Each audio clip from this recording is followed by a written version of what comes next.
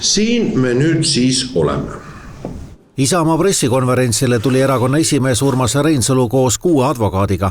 Isamaad esindab neist küll vaid Jaanus Tehver, teised kaitsevad teisi kahtlusaluseid. Reinsalu laual on lisaks juristide ja õigusteadlaste koostatud analüüsid, mis kõik jõuavad samale järeldusele. Meie arvates on piisavalt põhjust esitada ka prokuratuurile taotlus see menetlus kriminaalasja või kriminaalmenetluse aluse puudumise tõttu lõpetada. Selle taotluse me sel nädalal prokuratuurile ametlikult ka esitame.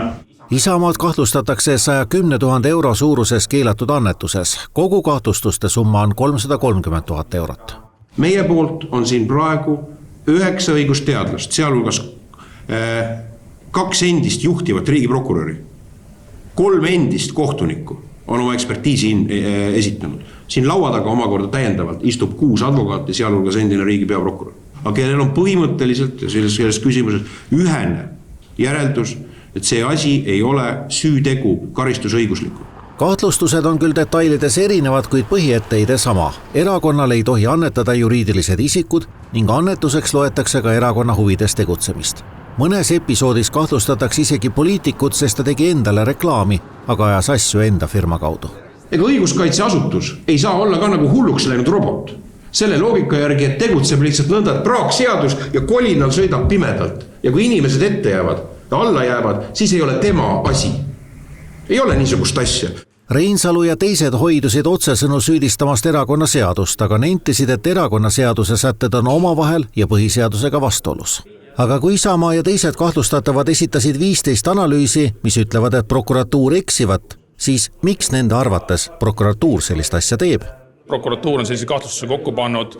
Ma arvan, et see on kombinatsioon nendest mõlemast. Et tõlgendatakse fakte sellisel viisil, mis tegelikult tegelikkusega omab võib-olla ainult kaudset seost, aga igal juhul ei kattu sellega. Ja ka kehtivast õigusest ei saada aru sellisel viisil, mis tegelikult põhjendatud oleks. Eks seda peab nende kokkade käest küsima, kes seda suppi on keetnud. Et miks tegelikult seda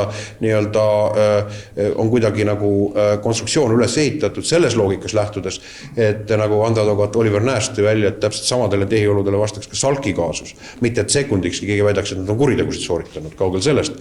Aga siin on praegu kuidagi selektiivne see olukord ja prokuratuuril lasub siin ka õigusriigi huvides kohustus anda selgitusi. Nüüd peab prokuratuur otsustama, kas esitatud taotluste alusel kriminaalasi lõpetada. Kuna taotlused alles esitatakse, ei andnud prokuratuur täna kommentaare. Õigusabi läheb kahtlusalustele kalliks. Kvaliteetne õigusabi on kallis, me võtame seda väga tõsiselt. Ma arvan, et suurusjärk me oleme planeerinud sinna pikemas vaates õigusabi kuludeks suurusjärk 40 000 eurot. Ühe sellise tasemega advokaadi tunnihind on 200 eurot ning hinnanguliselt on kokku kahtlusalustel juba kulunud 5-kohaline summa. Kui kriminaalasi lõpetatakse või õigeks mõistmisega lõpeb, maksab selle riik.